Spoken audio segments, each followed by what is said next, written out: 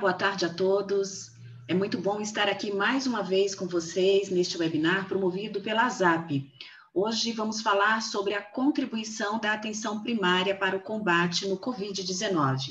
Entre os nossos convidados, nós temos o Eduardo Amaral Marques, conselheiro da ASAP e diretor executivo de Pessoas e Sustentabilidade do Grupo Fleury. Engenheiro com especialização em administração de empresas. Boa tarde a todos. E MBA. É muito bom estar aqui mais uma vez com vocês neste webinar. Possui 20 anos de experiência em companhias nacionais e multinacionais, como a ABB, Unilever, e nesse período liderou também áreas como a Supply Chain, Customer Service e Gestão em RH. Temos também o Dr. José Carlos Prado Júnior, membro do Comitê Técnico da ASAP e gerente de Medicina de Família no Hospital Sírio-Libanês. Médico de família e doutor em epidemiologia pela UFRG, mestre em epidemiologia pela UFSC e membro da Sociedade Brasileira de Medicina de Família. Trabalhou como gerente de atenção e inteligência em saúde e seguros Unimed, foi superintendente da APS e subsecretário-geral de saúde na Secretaria Municipal de Saúde do Rio de Janeiro e médico de família pela SMS Florianópolis. E o Dr. Renato Walti, membro do Comitê Técnico da ASAP, diretor médico da Amparo Saúde e médico de família emergencista dos hospitais Sírio-Libanês e Vila Nova Star, autor do livro Medicina de Família e Comunidade, Fundamentos e Prática. Para mediar a nossa conversa, convido a Maiti Godoy.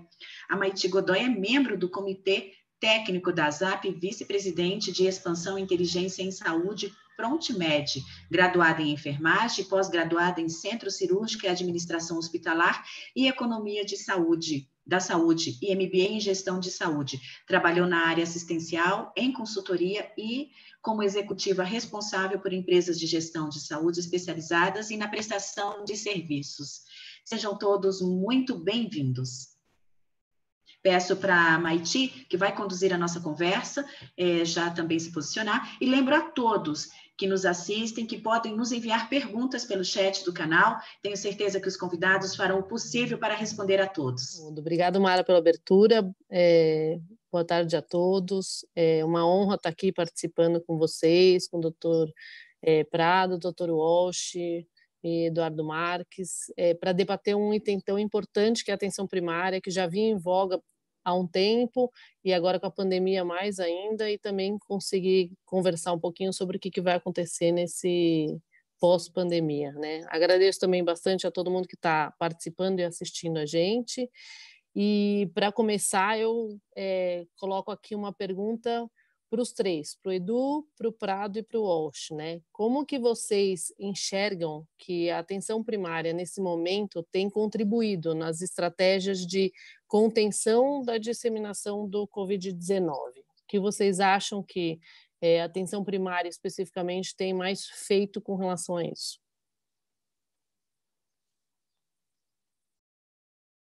Quem quiser começar, por favor, talvez Edu ou Prado?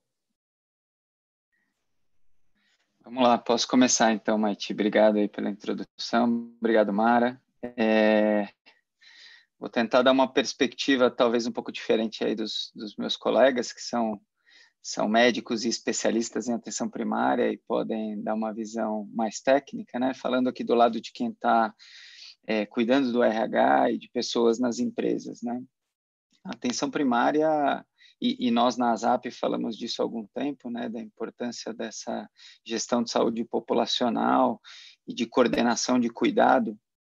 A atenção primária tem um papel fundamental nesse sentido, né, de ajudar nessa coordenação do cuidado do paciente e do colaborador para quem está nas empresas, né. Então, como a gente faz isso nesse contexto de Covid também, criar uma porta de acesso para que esse paciente, para que o colaborador ou o dependente, no caso das organizações, tenha uma porta de acesso à saúde com um profissional capacitado, um profissional que é capaz de gerar vínculo com esse paciente, entender o contexto onde ele está inserido, tanto do ponto de vista profissional como pessoal, aonde ele vive, que condições que que ele vive e que tipo de riscos ele corre, para poder ajudá-lo, tanto a entender o que ele está passando do ponto de vista de saúde, como orientá-lo da maneira adequada, tanto com medidas de prevenção quanto de cuidado, né? Acho que o serviço de atenção primária, ele avalia o paciente no universo de longo prazo, né? Buscando, inclusive, entender com essas necessidades que o isolamento social trouxe, que outros impactos podem ter acontecido na vida dessa pessoa, com a restrição de ir e vir, nessa mudança brusca de rotina, né, que traz impactos de saúde de todo tipo, né? Então, um olhar integral para esse indivíduo e ajudá-lo nesse cuidado, evitando também, o que eu acho que é fundamental, e a gente tem visto isso em todas as estratégias aí, inclusive públicas de saúde, evitando a busca indevida pelos pronto-socorros, ou colocando as pessoas em risco, indo para portas erradas. Então, a estratégia de atenção primária, e a gente utilizou isso aqui no Grupo Fleury internamente, vem como uma ferramenta fundamental aí, né? A gente já vinha utilizando isso e acho que o momento da pandemia fez com que a gente acelerasse, entre outras iniciativas, essa também, né? De ter essa porta de acesso ainda mais intensa com todas as pessoas. Muito bom. Bem, eu posso dar sequência? Eu gostaria de agradecer, primeiramente, o convite, Maiti, pela ZAP, aí, em nome do Hospital Sírio-Libanês. Eu vou trazer um pouco o exemplo da experiência do serviço atual que eu estou, né, no hospital. A gente já iniciou essa trajetória da atenção primária em 2015, com os próprios colaboradores. 2018, a gente inicia, então, no mercado como um produto propriamente dito, e isso vai muito de encontro com essa fala que o Eduardo trouxe, né? São hoje 6 clientes corporativos, 143 mil vidas presenciais. E por que isso?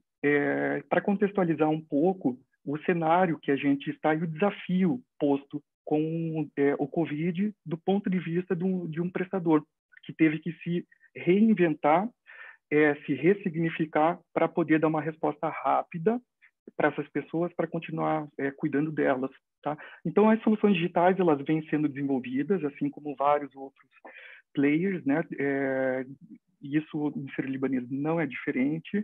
Então, a introdução do WhatsApp, desenvolvimento de plataformas e de aplicativo, já tem pelo menos um ano, mas eu concordo que agora, com a pandemia, a gente teve que acelerar o processo e passamos a fazer consultas digitais. E isso fez toda a diferença, porque a gente consegue ampliar o acesso, consegue capilarizar o acesso.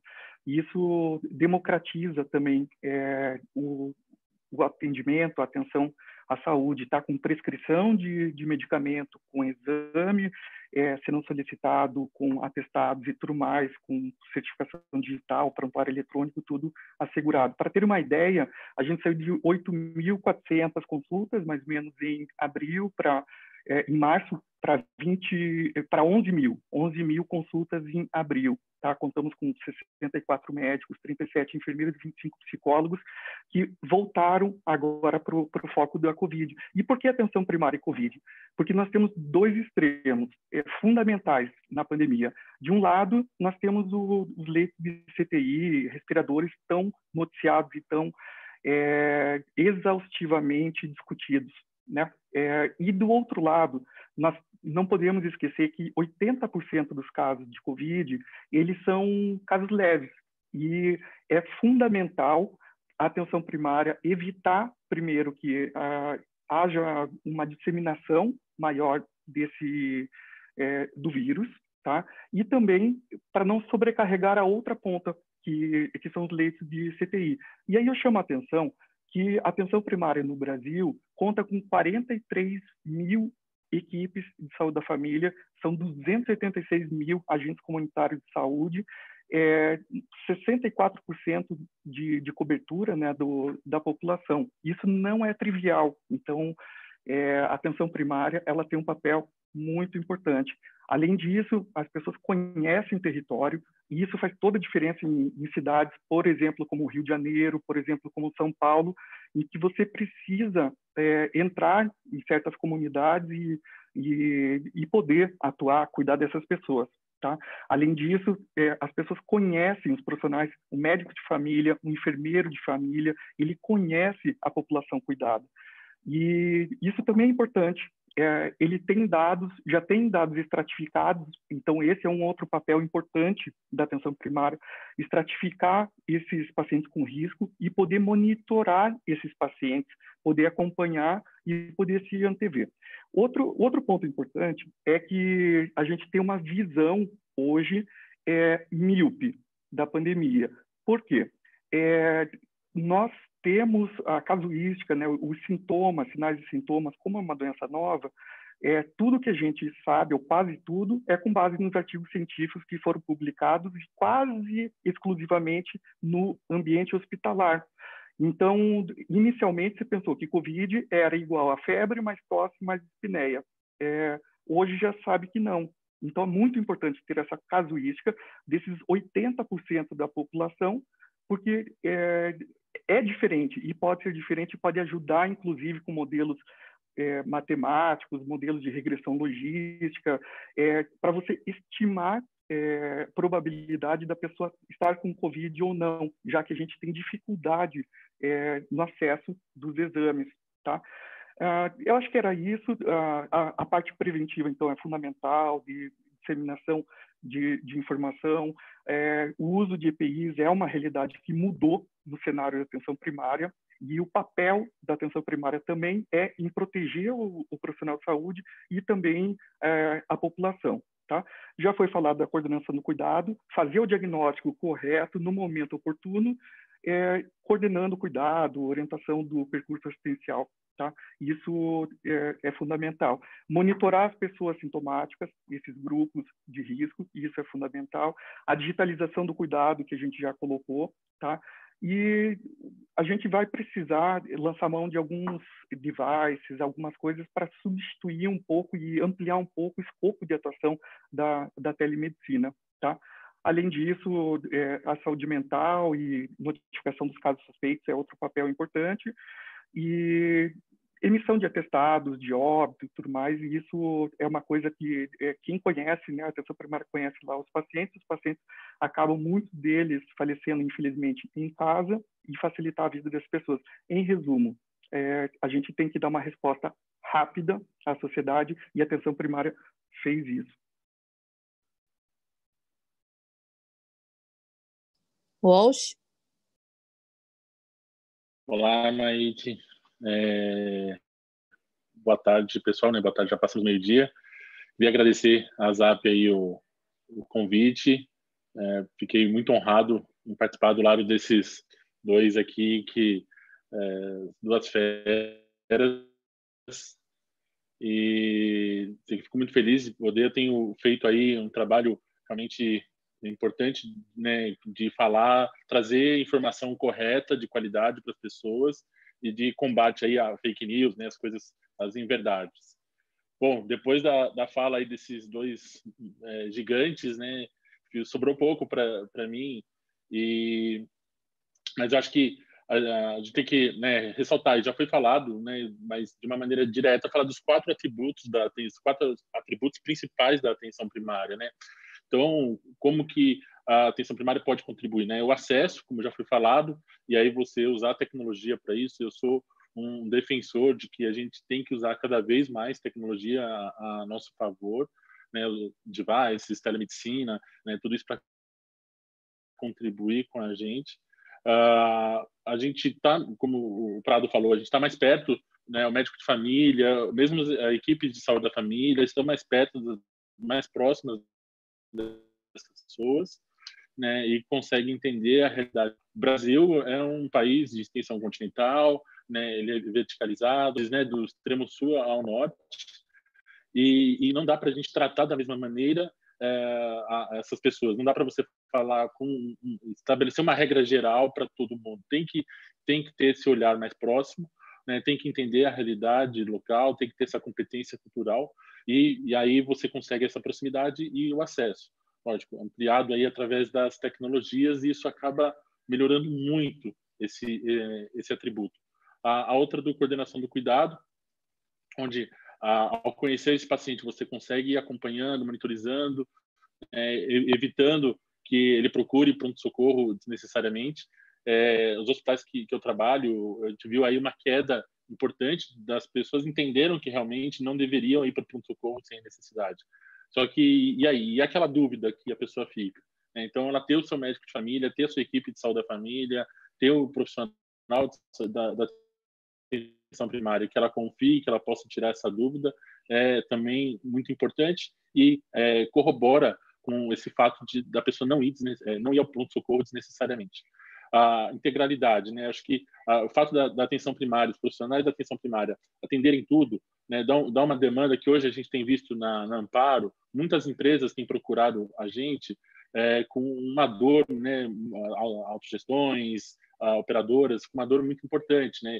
Esses pacientes, principalmente os pacientes crônicos, né? Com doenças crônicas, estão descompensando, estão adoecendo e não estão conseguindo ter acesso a serviços de atenção secundária, ambulatórios, o terciário está todo voltado para e as pessoas estão adoecendo, né? E precisam desse cuidado. Então, as pessoas, essas autogestões, as operadoras estão procurando a gente com essa necessidade. E acho que não teria outro nível de atenção para dar essa resposta para a operadora do que não atenção primária, né? Então, a gente está falando, manda para a gente vai cuidar dessa pessoa integralmente e vai resolver 85%, 90% das demandas que essas pessoas apresentarem, né? E aí, o que não for, né, os 10%, 15% aí que a atenção primária não conseguir dar conta dessa demanda, aí sim encaminhar mais direcionado para o especialista, né? E também a questão do último atributo, né, a longitudinalidade, que ir acompanhando a pessoa. Então, às vezes, essa dúvida se a tosse é COVID ou não é COVID é o ponto inicial do acompanhamento ali de um vínculo que o médico de família ou a equipe de saúde da família, ou profissional da atenção primária pode criar com aquela pessoa e, a partir dali, começar um acompanhamento longitudinal. Muito bom. Aproveitando um pouco... Oi.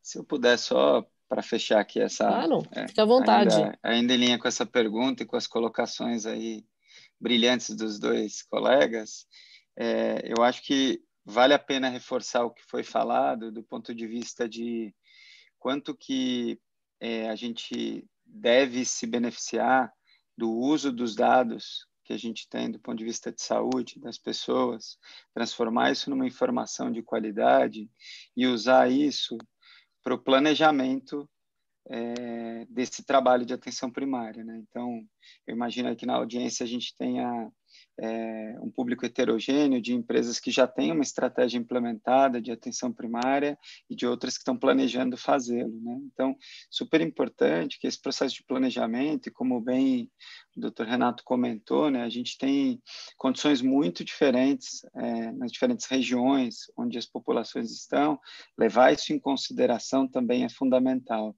né, para entender o que está acontecendo do ponto de vista epidemiológico, fazer uma boa análise dessa informação para planejar a atuação da atenção primária e da continuidade de cuidado, né? Depois, manter esse monitoramento dos pacientes é fundamental. E também um dos pontos aí que foi mencionado, que eu quero reforçar, a questão da criação de vínculo, né? Como bem o Dr. José Carlos comentou, né, nos programas de saúde da família já existe essa figura daquele grupo multidisciplinar de saúde que cuida da população, que cria aquele vínculo, que entende o contexto onde eles estão inseridos, né? Isso vale também para para a aplicação da atenção primária nas empresas, né? E eu acho que aqui nós três estamos em contextos em que as nossas empresas também ajudam outras a fazer isso. Essa criação de vínculo acontece com o tempo, e eu acho que esse momento de pandemia tem sido, de certa forma, uma oportunidade de acelerar essa criação de vínculo, porque uma vez que a pessoa experimenta essa porta de acesso e vê que ali tem alguém que vai cuidar dela em todos os aspectos, ela vai retornar. E aí você cria essa continuidade do serviço, né? E eu concordo também plenamente com o que foi falado do uso das ferramentas de tecnologia, né? E aí, ainda bem, né, que houve essa aceleração aí, estava em uma discussão enorme aqui no Brasil do uso da telemedicina, que bom que a gente tem visto isso agora sendo tratado com menos tabu, e aí todos usando a telemedicina, e dizer que isso também pode ser usado e tem sido usado também para o atendimento de saúde do ponto de vista integral, né?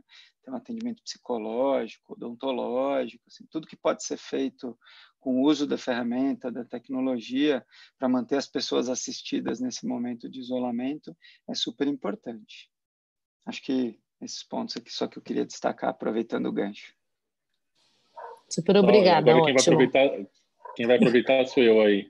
Posso, sem alongar muito aí nessa questão, o Eduardo falou realmente essa importância dos dados, né? A gente está aí com várias maneiras, várias tecnologias, com dados aí, uma doença nova, que nem o Prado falou, e a gente não tem aí um guia, né? Um norte certo, né?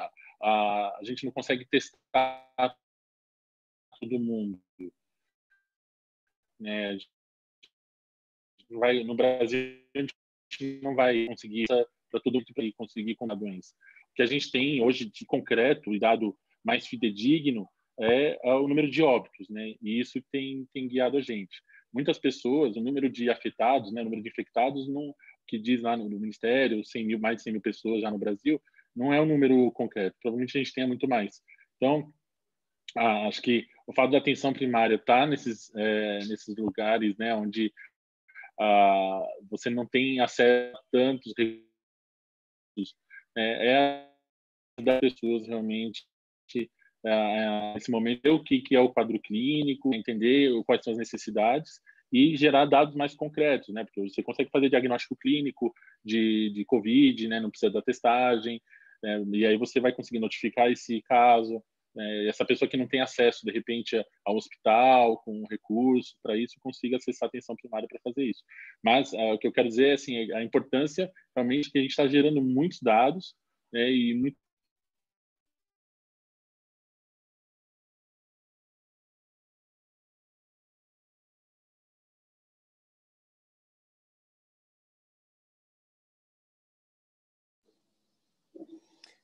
Bom, gente, aproveitando uma fala do Prado, que ele estava falando sobre os 43 mil, né, equipes de saúde, principalmente voltada à atenção primária, que isso na saúde pública já tem um peso, uma importância que já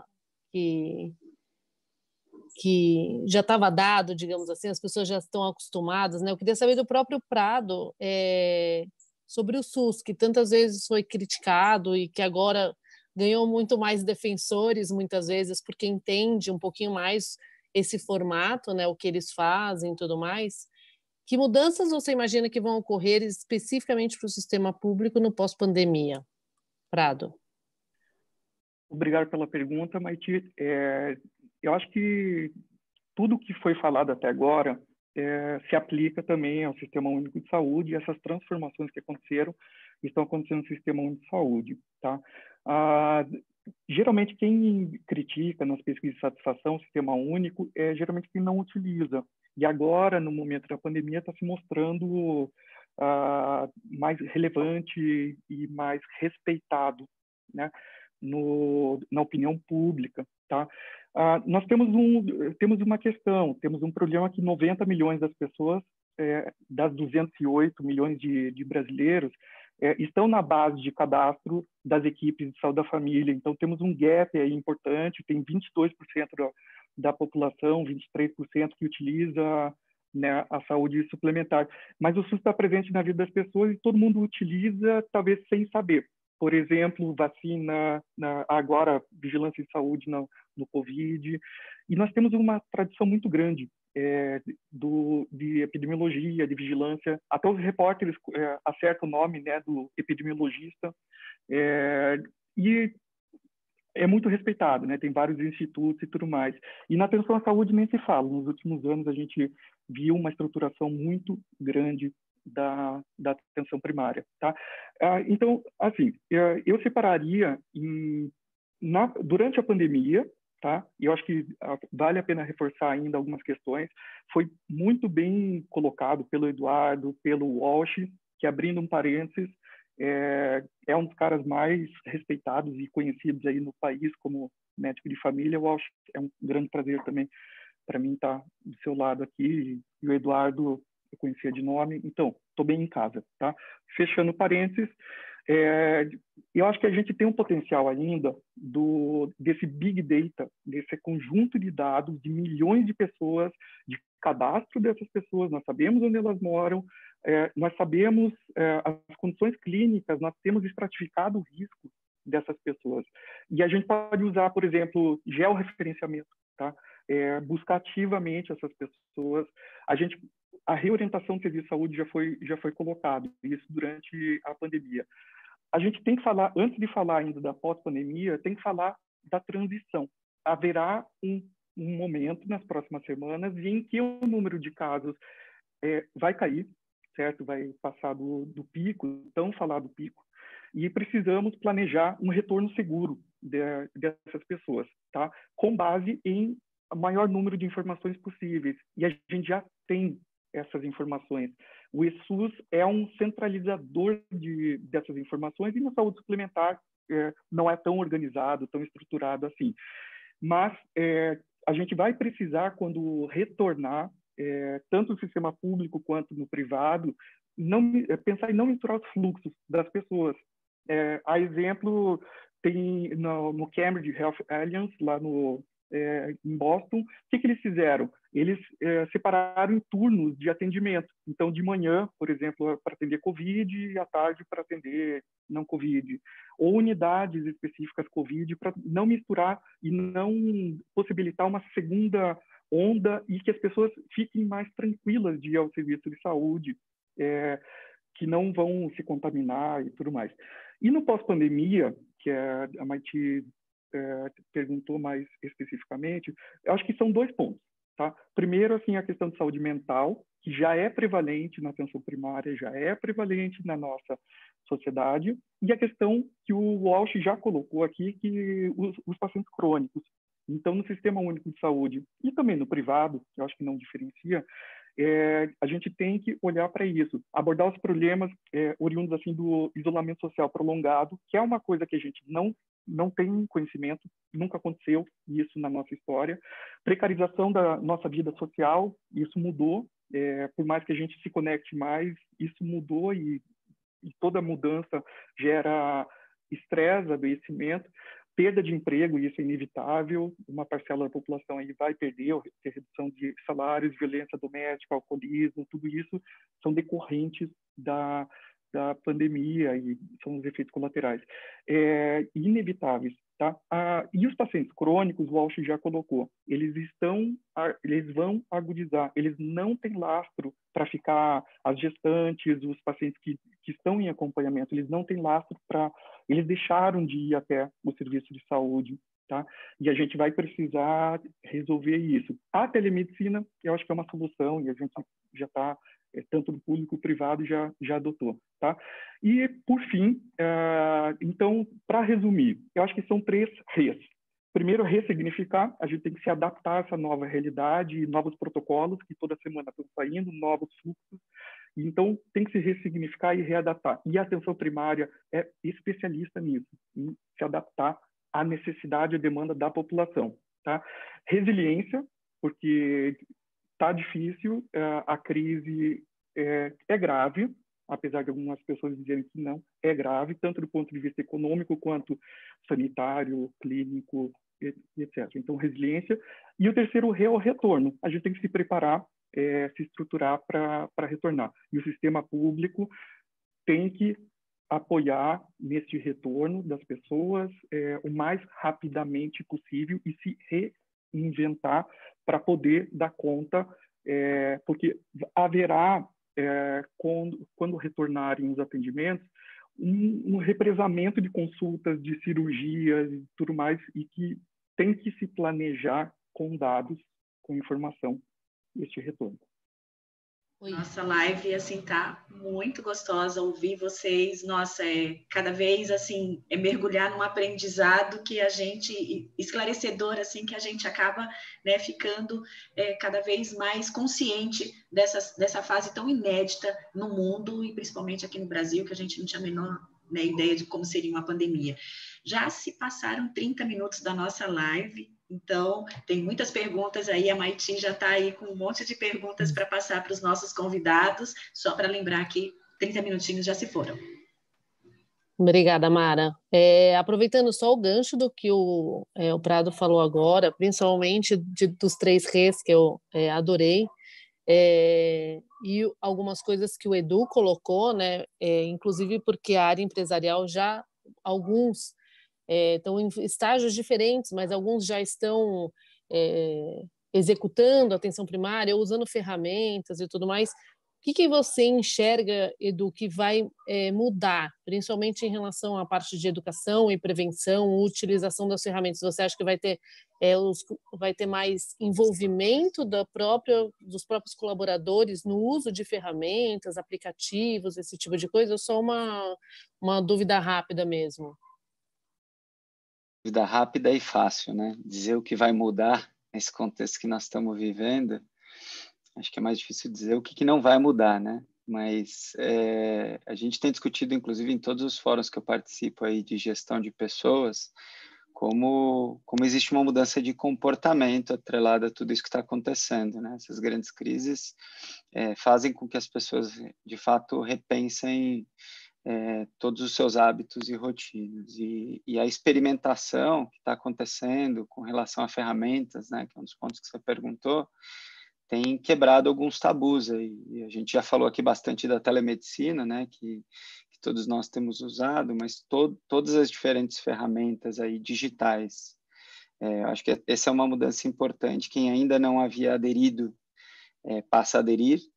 Quem por necessidade, e aí no momento que você experimenta e vê que pode ser bom, você se permite repetir, né? E eu acho que, assim, a gente tem percebido também, sai um pouco do contexto aqui, exatamente do que a gente está falando, mas acho que vale mencionar, né? Essa coisa das pessoas estarem, então, estamos aqui agora distantes, mas muito próximos e dentro das nossas casas. Abre uma conexão entre as pessoas, essa humanização da relação, que é super importante, né? Então, essa é uma mudança também que eu tenho percebido nas relações entre as pessoas, né? E isso é trazido também para o ambiente empresarial, obviamente. Mas voltando aí para ferramentas, a gente tem se utilizado muito de comunicação, usando diferentes formas de comunicação. Então, passa por comunicação do que você já usava, né, nos canais tradicionais, como o e-mail, e aí você tem que focar de fato no digital, então muito uso de WhatsApp, uso de vídeos para passar informações, e aí acho que o Walsh foi que comentou sobre as fake news e a desinformação que existe hoje no mercado, então muito foco em dar informação de qualidade para as pessoas, que a gente consegue acessar diretamente, e que elas possam propagar uma informação de qualidade. A gente também tem se utilizado muito de aulas online para todo tipo de tema, né? Então, toda a nossa parte de educação corporativa migrou muito mais rápido, com peso e intensidade enorme nos canais digitais, e aí tanto para a parte técnica, né, quando a gente vai treinar os nossos colaboradores em procedimentos, vacinação, paramentação correta, uso de EPIs, etc., quanto para outras questões. A gente falou de saúde mental, né, e o Prado mencionou isso também, cuidado fundamental. A gente trouxe o atendimento psicológico também para fazer de maneira remota.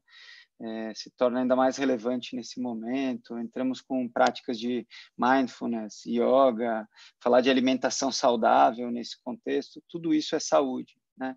É um cuidado que precisa ter, e aí essas ferramentas permitem que você continue tendo esse contato e esse cuidado. E o próprio WhatsApp como ferramenta para monitoramento, né? Continuar monitorando os casos que passaram por nós, orientação para a liderança em como lidar com situações que acontecem no dia a dia, e sobre telemedicina, que já foi falado, mas eu vou repetir novamente, também ferramenta fundamental. A gente, inclusive, como companhia, decidiu nesse momento, né, só para pegar o ponto que o Walsh falou, existem pessoas, doentes crônicos, pessoas que estão em tratamento, que passam a evitar ir para um ambiente de saúde e deixam de se cuidar. Então, o impacto que isso vai ter na saúde das pessoas depois, ele é importante, né? A gente não pode negligenciar. Então, o que a gente fez também como companhia foi abrir uma plataforma digital aí, que os médicos podem atender seus pacientes à distância nesse momento, para tentar evitar isso que aconteceu principalmente no começo aí da pandemia, que foi as pessoas pararam de se cuidar. Isso não, a gente não pode deixar isso acontecer. Mas eu vou passar a bola aí para os meus colegas também. O Walsh, só aproveitando tudo isso para depois eu entrar nas perguntas que a gente está recebendo, o que no final você acredita que muda e o que vai permanecer na atenção primária para a população brasileira? Aproveitando todas as falas, a parte de tecnologia, os RES, enfim. Eu achei que o Prado fosse falar Renato, fiquei esperando ali o terceiro Renato. Brincadeira. É o quarto. O que...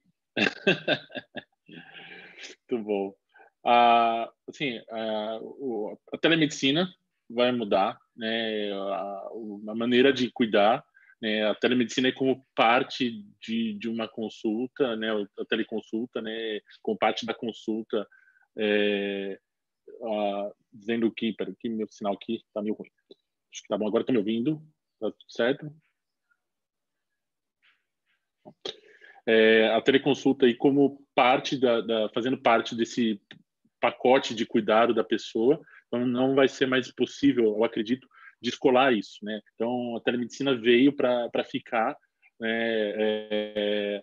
A gente, como o Eduardo falou, estava enroscado isso aqui no Brasil, tinha questões burocráticas, discussões políticas em torno disso, está colocado, né? E a gente tem visto na Amparo hoje aí com cerca de 80% das nossas consultas todas sendo realizadas por teleconsulta. A gente criou uma plataforma própria para isso, tem dado muita satisfação para as pessoas.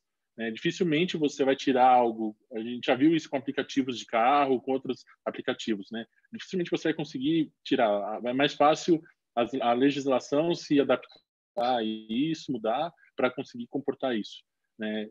Realmente, a maneira como, também, que eu acredito que vai mudar, é a maneira como as pessoas entendem o cuidado, né? Entendem o que é se cuidar, né? Isso vai mudar, né? Acho que essa crise veio para mostrar a importância da gente cuidar de si e cuidar do outro, né? Então, quanto distanciamento, também eu não estou cuidando do outro, né? É a primeira crise, né, mundial que a gente tem em tempos de tecnologia, em tempos de WhatsApp, né? Então a gente aproveita isso, como o Eduardo mesmo falou, para a gente ter essa aproximação digital, né? Mas o quão é importante o distanciamento e esse olhar para o outro, né? Então, quando eu estou em casa isolado, sozinho, ou quando eu peguei coronavírus o mês passado, que eu fiquei extremamente isolado em casa, né? Não era só, eu estava bem, eu tive poucos sintomas, mas eu não saí de casa para que eu não pudesse transmitir para outras pessoas isso, né? E acho que essa consciência coletiva, essa consciência de sociedade, a gente tem amadurecido isso aqui no Brasil de uma forma importante, né? E acho que isso vai mudar realmente, né? E também a necessidade que as pessoas têm de procurar pronto-socorro, serviços de emergência. Isso também as pessoas estão entendendo que que mudou, né? Então, poxa, e aí acho que entra o papel da atenção primária. Se a pessoa entende que não precisa procurar pronto-socorro para qualquer motivo e tem acesso a um serviço de saúde público ou privado, que ela consiga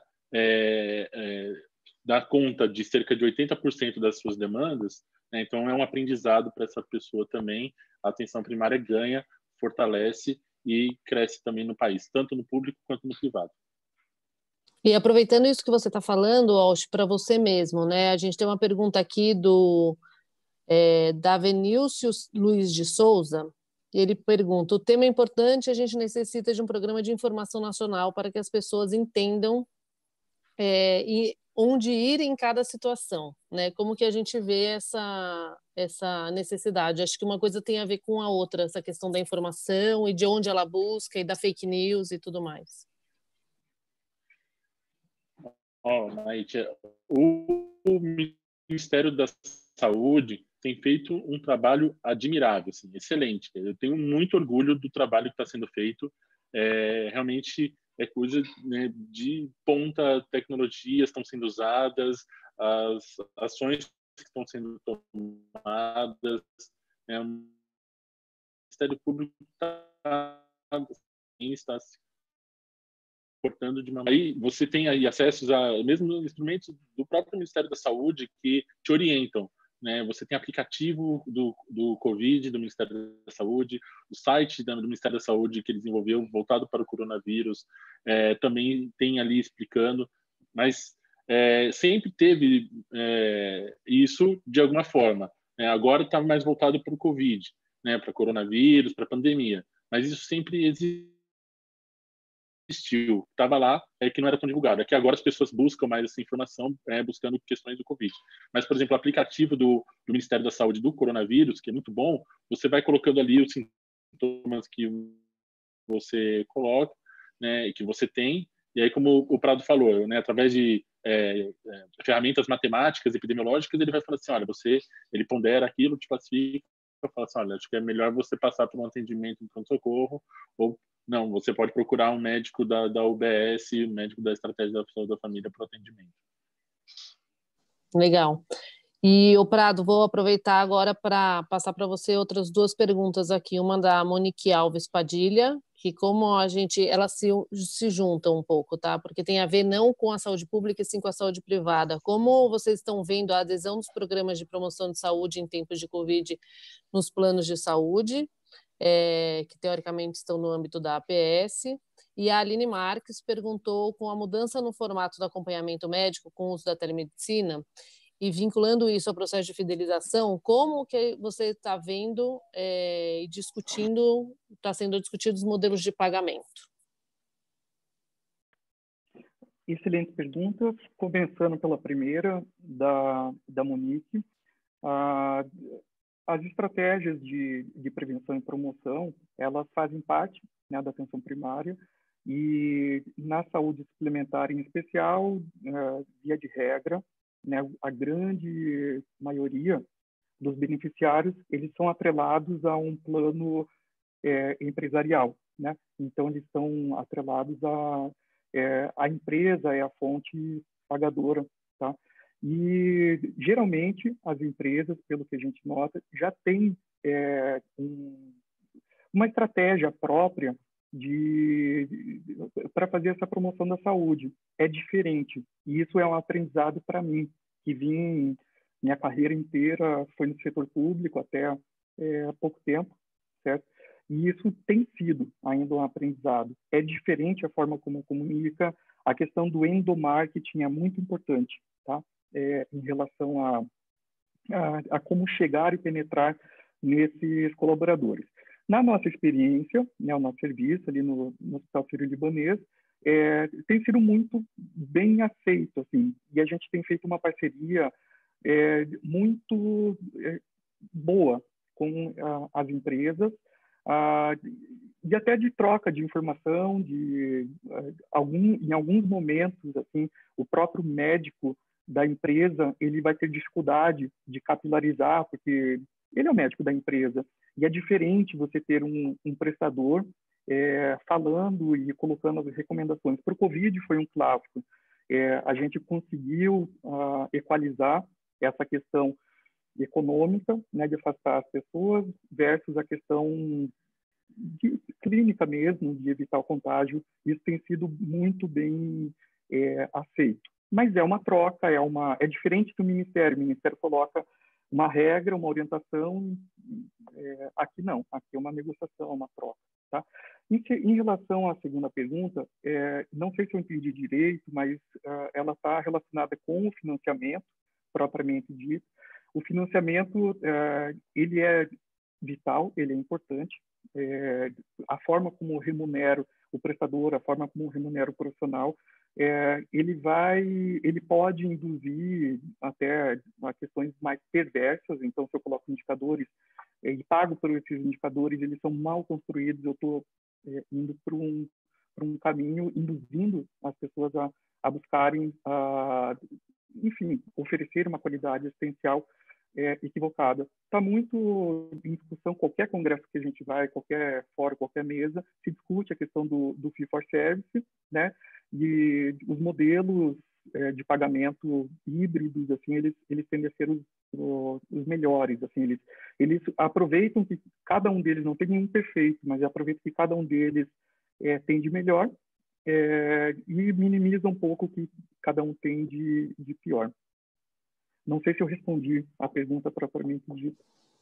Eu acho que é isso, a gente não está num modelo fechado, né? E graças a Deus isso vem para permitir que as discussões se ampliem, né? Com todos os players, a operadora, a empresa, o fornecedor, enfim. E acho que a gente vai acertar e errar, como tudo que a gente está fazendo no Covid, mas a gente vai conseguir chegar num caminho que vai ser bom e sustentável para todo mundo. Agora, aproveitando...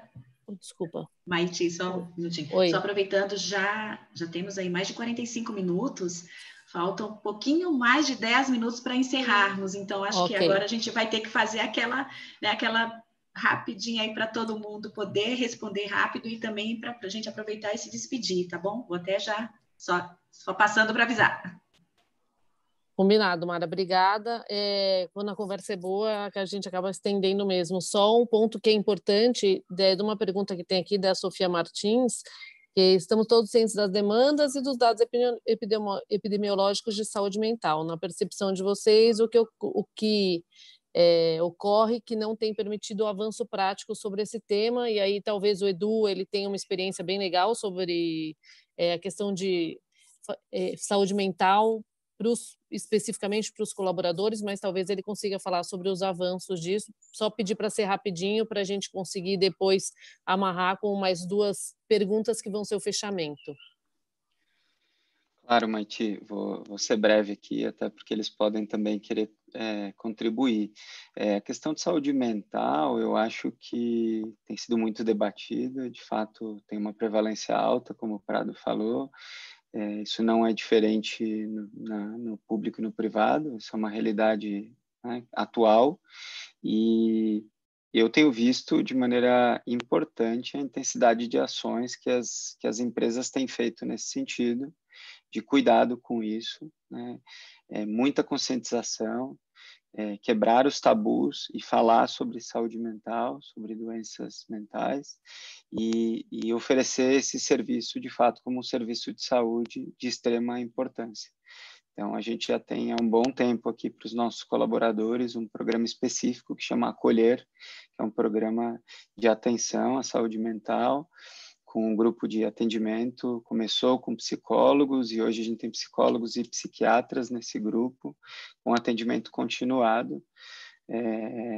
E nesse momento de pandemia, o que a gente fez foi rapidamente abrir isso para o serviço remoto, né? Não deixar as pessoas desassistidas. Então, eu vejo sim um movimento bastante importante, relevante nesse sentido, acontecendo nas organizações. Legal. E, gente, para a gente encerrar, e vocês poderem falar também, vou colocar aqui outras duas questões, mas também colocando um pouquinho do que eu penso, né? A Marlene Oliveira colocou hoje, diante dessa pandemia, olhando a realidade do nosso país, Sabemos que o investimento em saúde primária está muito distante do que seria ideal, né? Como melhorar isso? Talvez o Covid tenha vindo para melhorar isso, para mostrar que o quão isso é importante, o quão o direcionamento adequado e a educação das pessoas para o entendimento disso, para que busquem as informações adequadas, vai permitir com que a atenção primária ela passe a ter ela já tem uma relevância muito grande, mas que todo mundo compreenda isso, né? Então, eu queria depois que vocês fechassem falando alguma coisa sobre isso, e a Jennifer Marques também falou a atenção primária com foco na linha de cuidado e cuidado centrado na pessoa, e qual é o melhor modo diante da necessidade de gestão de saúde populacional para fazer isso. Eu acho que, no final das contas, de novo, a gente volta para o que a gente está falando de atenção primária, que é no cuidado centrado, ele começa em estar também centrado e fidelizado num profissional, e a partir daí ele se é a porta de entrada para o restante, usando tecnologia e tudo mais, que agora eu acho que as pessoas vão aderir. Essa é a minha opinião. Eu agradeço de novo estar aqui, e aí eu queria passar a palavra para vocês para a gente encerrar. Edu, se quiser, que você está na tela. Tá bom, posso começar então? Eu vou falar sobre o tema foi comentado aí da atenção primária, né? E aí deixo os colegas contribuírem no outro tema. Eu acho o seguinte, bom, a gente já falou aqui, os dois comentaram como isso está estruturado no serviço público, né? Com os programas de atenção primária e essa coordenação de cuidado, mas as empresas começaram a perceber isso também, que, na verdade, investir em atenção primária pode parecer, no primeiro momento, impossível de ser feito, porque as empresas já têm essa pressão de conseguir equilibrar e dar sustentabilidade para o benefício de saúde, mas ele é um investimento que, além de, em primeiro lugar, que é o foco, trazer melhoria no cuidado, pela coordenação do cuidado, e acompanhamento dessas pessoas, mas ela também traz economia. Tá? Então, assim, olhando como economia de saúde, sim, de fato é um investimento que faz sentido, porque você resolve, como já foi comentado aqui, 85% das situações você resolve na atenção primária, sem deixar agravar, sem deixar que isso tenha que evoluir aí na saúde. Então, eu entendo que as empresas perceberam isso, e eu queria puxar aqui um pouco da sardinha da ASAP. Eu acho que a ASAP tem feito um papel super importante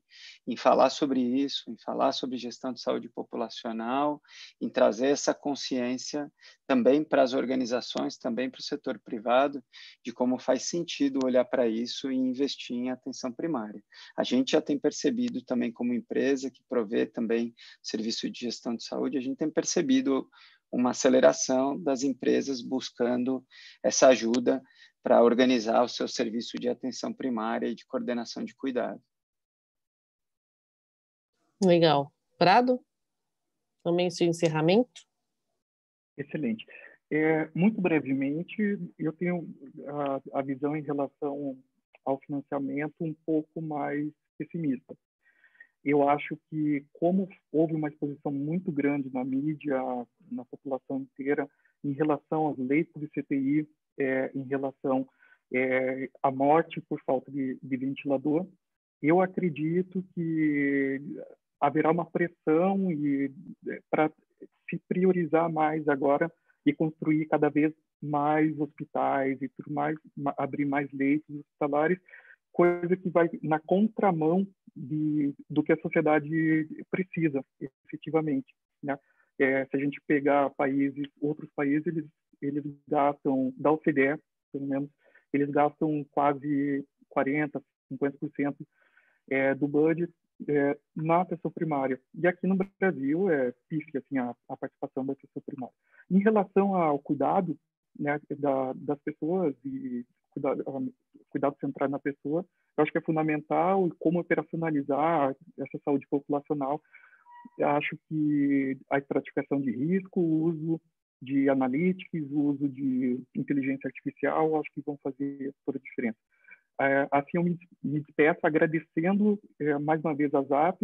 Estou muito feliz mesmo, fez bem para a minha saúde mental, tá? Participar desse fórum aqui com vocês, com o Renato, com o Eduardo, que já admiro muito, a partir dessa live. E você, Maiti, Mara, muito obrigado mais uma vez. Oxe, tá por aí? Estou aqui. Eu concordo aí com a visão do Prado. Realmente, infelizmente, a gente vai chegar, né, depois de um pós-pandemia, no direcionamento aí do investimento público, desculpe, muito mais para criação de mais hospitais, mais leitos de UTI. O que, na verdade, a gente deveria olhar a experiência lá de fora, pegar países que você tem estrutura, atenção primária estruturada, fortalecida, como Canadá, Inglaterra, e comparar com países que não têm essa atenção primária estruturada e ver o resultado, ver como que esses países lidaram com esse problema, né? E entender os benefícios aí da atenção primária, os problemas todos. A gente tem isso, a nossa atenção primária é muito forte, né? Mas assim acaba recebendo poucos recursos. Então, a gente faz muito na atenção primária, né, no setor público, com poucos recursos. Né? Imagino que com mais recursos a gente conseguiria avançar muito mais. Com relação, né, à educação da população, o médico de família, né, os profissionais de atenção primária, a gente faz educação em saúde permanente. Né? A cada atendimento tem ali embutido em alguma parte desse atendimento as questões de educação em saúde. Então, desde medidas de prevenção para quem está saudável, desde medidas de prevenção para as pessoas não adoecerem mais ou se recuperarem de uma forma mais rápida, até mesmo questões mais generalistas mesmo. Tá?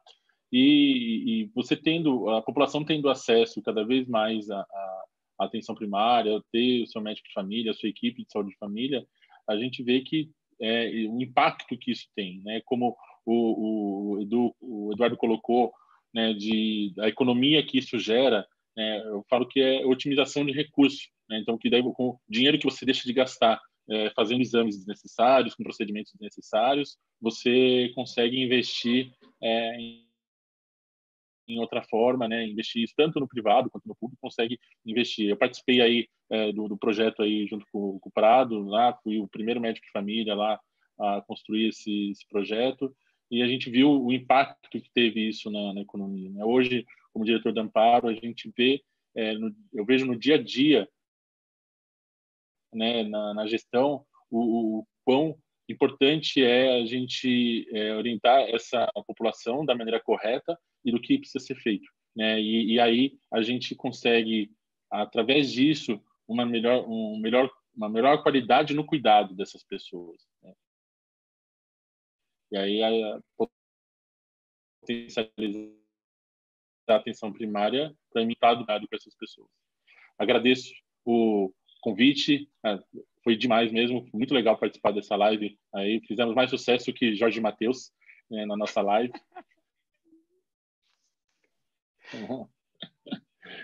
Na próxima a gente vai atrás de patrocinadores. Sempre que precisar.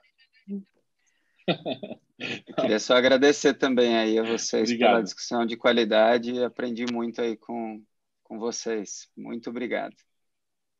Obrigada a vocês também, gente. Adorei, viu? Muito obrigada pela participação de todos. E eu convido a toda a nossa audiência que sigam a ASAP em nossas redes sociais, se inscrevam no canal e continuem acompanhando as nossas próximas lives, sempre às quintas-feiras, aqui ao meio-dia. Um grande abraço a todos e até o próximo encontro. Tchau!